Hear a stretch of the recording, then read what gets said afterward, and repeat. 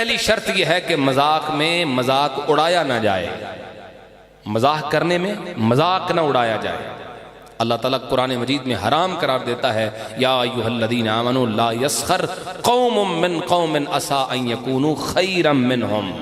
फरमाया ईमान वालों, कोई कौम दूसरी कौम का मजाक ना उड़ाए। हो सकता है जिनका मजाक उड़ाया जा रहा है वो इन मजाक उड़ाने वालों से बेहतर हों। वला निसाउम मिन निसाइन असा अन यकुन्न खैरम मिनहुन्ना, और औरतें भी दूसरी औरतों का मजाक ना उड़ाएं। मजाक करना जायज़ है, सुन्नत मुस्तहब्बा है, मगर ये कि मजाक उड़ा नहीं सकते, ये गुनाह है।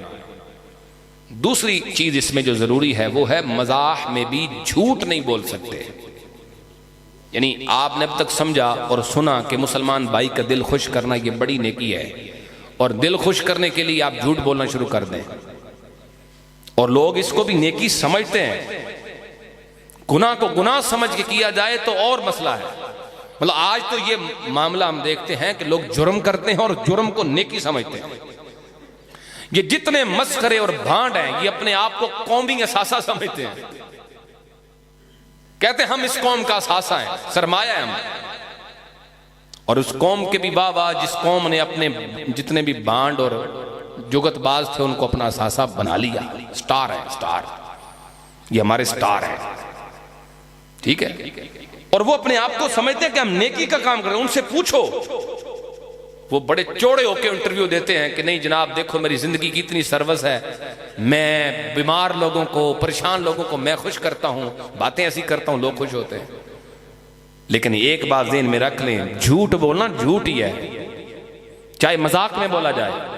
हुजूर अक़दस ने फरमाया वैलुल लिल्लज़ी युहद्दिसु फयक्ज़िबु लियुदहिक बिहिल कौम। हुजूर ने फरमाया हलाकत है उस शख्स के लिए जो झूठी बात करे और इसलिए करे ताकि लोगों को हंसा सके। फरमाया जो लोगों को हंसाने के लिए झूठ बोलता है उसके लिए हलाकत है, ये नेकी नहीं है, ये जुर्म है।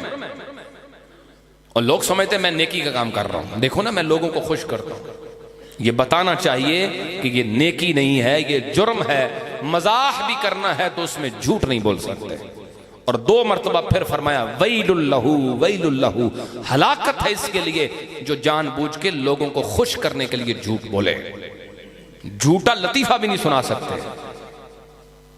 झूठा लतीफा भी नहीं सुना सकते। मैं कह रहा हूं सबक का मौज बात कहीं से आपने सुनी हो तो उसको सुनाने में अलग मसला है, मगर झूठी बात जिसका यकीन हो कि झूठ है आप हंसाने के लिए नहीं सुना सकते। इसी तरह 2 बातें। और तीसरा अदब, हमारा वो मजाक किसी की तकलीफ का बायस ना हो, दिल आजारी का बायस ना हो। हुजूर अक़दस सल्लल्लाहु अलैहि वसल्लम सफर फरमा रहे थे, दौरान सफर एक सहाबी सोए हुए थे, उनके पास रस्सी थी। किसी दूसरे सहाबी ने उस रस्सी को पकड़ा और खींचा। सहाबी जागे लेकिन डर गए कि पता नहीं कोई रस्सी मेरी छीन रहा है, वो डर के उठे। इस मौके पे हुजूर ने फरमाया ला यहिल्लु लिमुस्लिमिन अन युरव्विया मुस्लिमा, किसी मुसलमान के लिए ये हलाल नहीं है कि वो अपने मुसलमान को खौफजदा करे। मजाक में भी डराना और तकलीफ देना जायज नहीं है। अब मुझे बताओ, जब मजाक में किसी का दिल दुखाना जायज नहीं है तो फिर जानबूझ के दिल दुखाना कितना हराम होगा। इसको हम जुर्म कोई नहीं समझते। हम को थप्पड़ मारे तो इसको भी शायद जुर्म कम ही समझते हैं, अब तो जुल्म को जुर्म नहीं समझते। वो अरबी एक शायर है, उसने शेर लिखा जिसका मफहूम और तर्जुमा यह है कि जो तलवारों के और तीरों के जख्म हैं वो तो मिल जाते हैं, लेकिन जुबानों से दिए गए जख्म खत्म नहीं होते, और हम वो रोज लगाते हैं। हमारा ये आदत बन गई है, काम बन गया, रोजाना लोगों के दिल जख्मी करते हैं अपनी हरकतों से और अपनी जुबानों से। हराम है शरीयत में। और भाई जब मजाक में किसी को तकलीफ पहुंचाना जायज नहीं तो जानबूझ के दुखी करना ये कैसे जायज हो सकता है? एहतियात फरमाइए। इसी तरह हुजूर अक़दस सल्लल्लाहु अलैहि वसल्लम ने फरमाया ला याखुज़ु अहदुकुम असा अखीही, कोई मुसलमान किसी दूसरे मुसलमान की लाठी ना उठाए, जानबूझकर भी ना उठाए और मजाक में भी ना उठाए।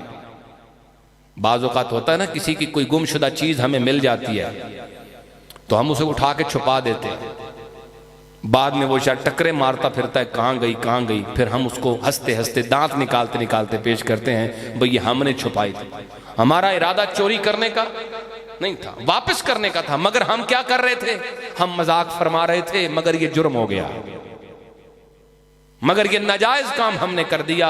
हुजूर अक़दस की इस हदीस में वाज़ेह लफ्ज़ मौजूद हैं, फरमाया वमन अख़ज़ असा अख़ीही फलयरुद्दहा इलैहि, जो अपने भाई की लाठी को उठा ले उसको चाहिए कि वापस कर दे।